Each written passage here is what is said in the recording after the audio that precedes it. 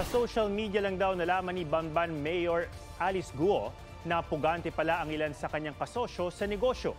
Sa isang statement, isiniwalat ni Senator Risa Ontiveros na may criminal activity ang incorporators ng Baofu Land Development na sina Zhang Ruijin at Lin Baoyin na iniimbestigahan sa Singapore dahil sa 2.8 billion Singapore dollar money laundering case at si Huang Ziyang na may hawak ng 4 na passport. Sabi ni Guo si Huang Ziyang lang ang nakausap niya sa kanila. Iniuugnay si Guo sa ni-raid na Pogo Complex sa lupang pagmamayari ng alkalde. Kahapon po nakita ko po doon sa Facebook post niyo po na sila po ay money launderer po sa Singapore. Hindi ba kayo nag-due diligence sa makakasama yung mga co-incorporators? Nakilala ko po siya sa Clark, pero hindi ko po alam siya po ay isang fugitive. Labas-pasok naman po siya ng bansa, nakakakwentuhan, nakakausap naman po. In fact po, yung naging record po niya pagbili po sa akin ng baboy, maayos naman din po. Muli ring konesyon sa pagdinig ang pagkatao ni Guo. Sabi ni Guo, kasambayang nanay niyang si Amelia Leal at iniwan siya sa pagkakapanganak.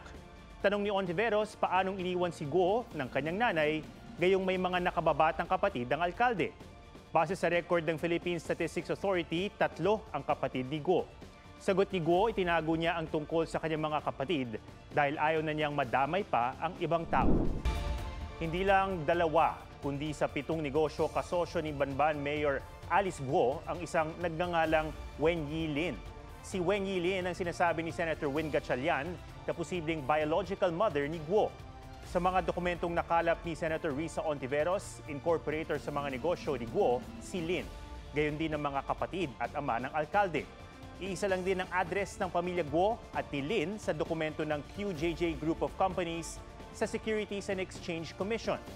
Sa dokumento naman ng Bureau of Internal Revenue, 1971 ipinanganak si Wen Yilin. Lumalabas na 15 taong gulang lang siya nang manganak umano kay Mayor Guo. Pinuntahan ng GMA Integrated News ang idineklarang address sa BAR ng tatay ni Mayor Guo at ni Lin.